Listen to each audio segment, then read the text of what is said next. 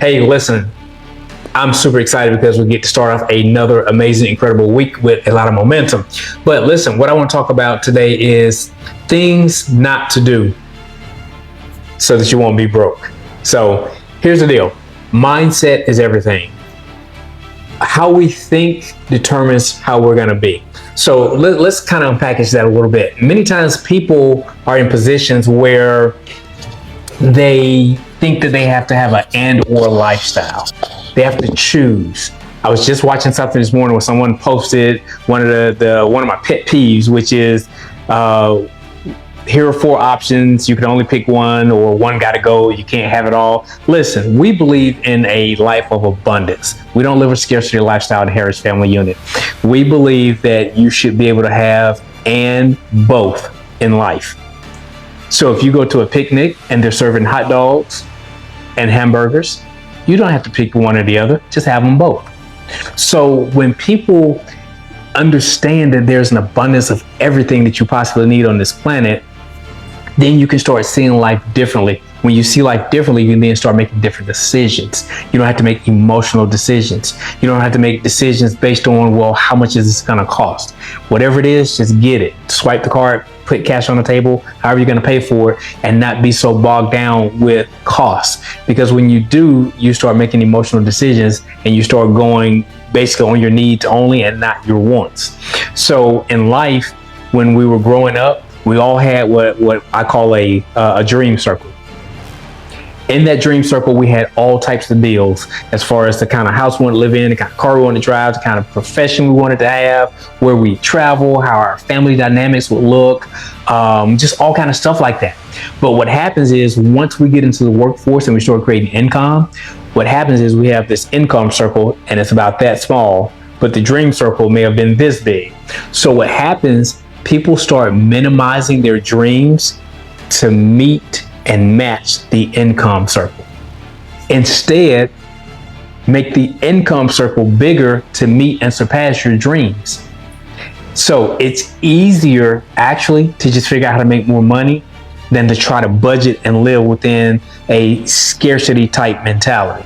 So the post I was looking at this morning, somebody gave 3 options. They said, would you rather have an 850 credit score? Would you rather have $5 million cash? Or would you rather make $6K a week?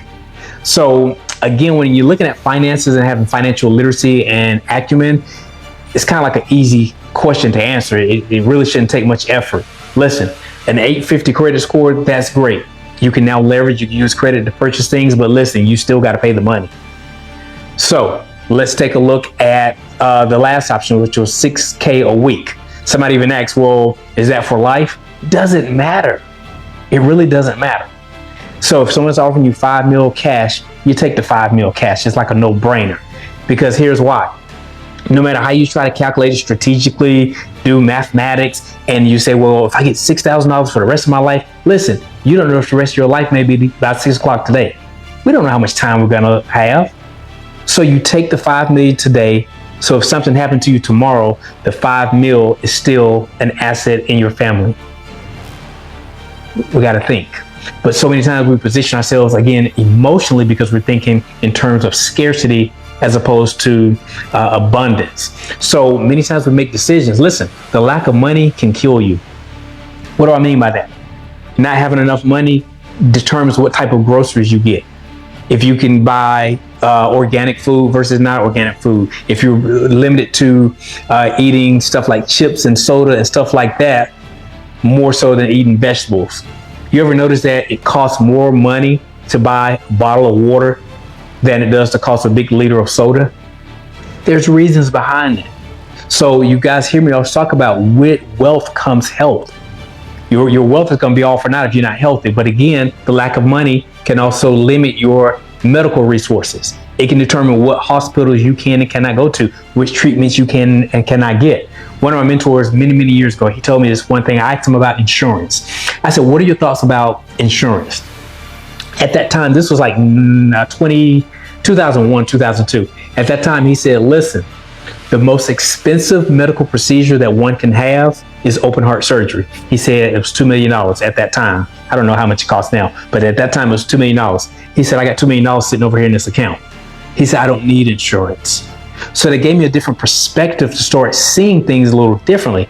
He said, listen, why should I have my money tied up when I can have this money working, deploy that capital elsewhere that can be working to make more money? Because you got to remember the 3 money rules. You got to be able to make money, hold on to money, and be able to grow the money. But if your money is tied up in paying a premium when you actually can just pull liquid assets and just pay for a procedure should you need it, is there already. So again, look at how marketable your capital can be now that it's moving. Because think about it, money is referred to as currency. Currency is like water. That means it's supposed to keep moving. If you ever get around a pond or a body of water and it's not moving, it begins to get stagnant and it begins to smell. You can't sustain life in that water because you don't have enough inflow of water, which gives you oxygen to the water for that sustains life. So the same thing with our money. A lot of people have the scarcity mentality. They hoard the money. They don't want to move it. They don't want to let it go anywhere. Listen, money does nothing in the bank. We keep just enough money in every bank account that we have just to do what it needs to do to operate the account. Otherwise, we let our money work for us.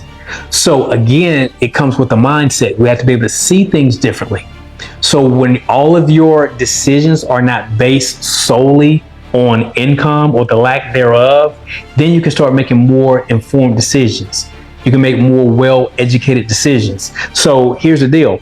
You make the money, you hold on to the money, but you don't hold it just to put it in a shoebox on the shelf. You use that money when opportunities fall in your lap and you're ready for an investment. What if somebody came to you and said, hey, listen, we got a real estate deal. We need 3 partners with $20K a piece and we can take down this real estate. But if you're not ready, you can't invest. So the reason why you hold on to the money is to look for good capital investments to be able to invest in to grow your money. So again, don't limit your mind by having the and or mentality by I got to pick each one of these. Because again, why not have the 850 credit score, the 5 million, and still have an income source that's creating an income producing asset of $6,000 a week?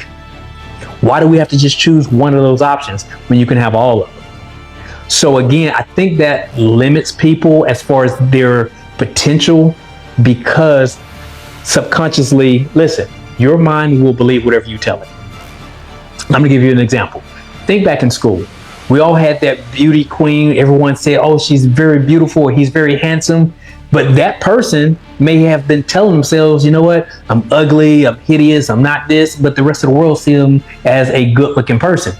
And then on the converse, we had that person that wasn't like the best looking person to look at. They weren't necessarily eye candy, but they thought they were Miss America or they thought they were Mr. Universe.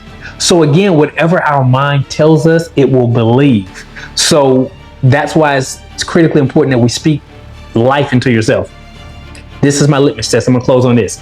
Whatever you say, put a comma on it at the end and say, because that's exactly what I want. So when people say, oh, their head is killing them, comma, because that's exactly what I want. If that's not exactly what you want, don't say it. But once you let word seeds out, that gets to the universe and that stuff starts manifesting. Listen, you guys saw us, we just walked out on Good Morning America last week. But here's the deal. I've been speaking that for 2.5 years. When I did interviews, I would always tell people, hey, we're about to be on Good Morning America.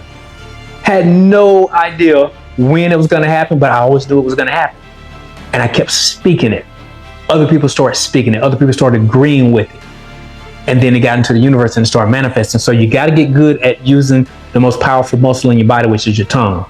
Same thing, the way you talk to your kids. How do you talk to your kids? Do you put life into your kids? Or are you telling them that they're not gonna really amount to much? Or just to be mediocre in life? Listen, my biggest fear has always been to wake up and choke on average. I never want to position myself for mediocrity. I never want to just be average. So I'm not going to put anything less in my children. That's why you see they're excelling at the levels that they do, is because we give them the options of understanding abundance. Never make your kids think there's not enough. If you've ever been in an airplane, you fly from the East Coast to the West Coast, there comes a time where you're flying for like 30 minutes straight, where you may not see anything but green trees. But let society tell you, they'll tell you that there's a paper shortage. They'll tell you that there's a pencil shortage. There's lumber shortage. Listen, there ain't a shortage of nothing. If you ever flown from here across the pond to Vietnam, Thailand, places like that, Dubai, listen, you'll wake up on top of water, you'll go to sleep, take a nap, wake back up, you're still over the same body of water. So you can't tell me there's a lack of food either. So it's all about the mindset. So that's my message I wanted to bring home today. It's just to give you a new self-awareness of what the possibilities that you can have. So don't limit yourself with the and or mentality. You can have and both. Eat the hot dog and the hamburger. You can have them both.